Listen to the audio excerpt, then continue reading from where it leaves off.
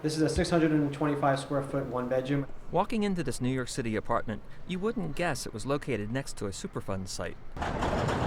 But that hasn't stopped luxury apartments, high-end grocery stores, and trendy restaurants from popping up along the banks of the Gowanus Canal in hopes of it becoming Brooklyn's hottest new neighborhood.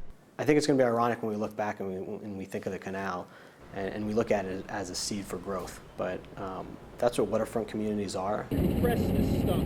Before those seeds can grow, the toxic cesspool that is the Gowanus Canal has to be cleaned up. We've got about a 10-foot thick layer of mud in most of the places.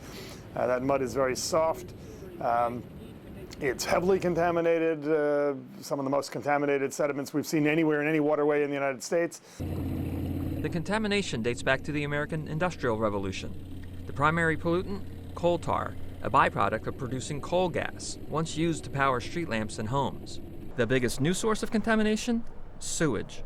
I think we need to get started yesterday, if not 10 years ago, on the cleanup, because a lot of the problem that we're seeing is squabbling over who's paying what, where, when, and why.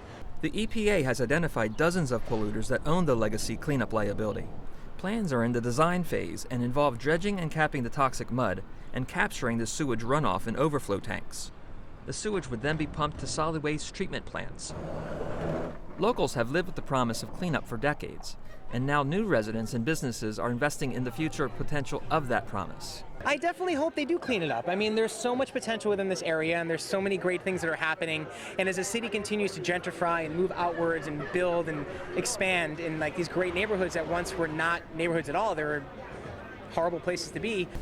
As if to chase people away, a mural along the canal's edge reads, "It came from the Gowanus," depicting a creature emerging from the toxic waters.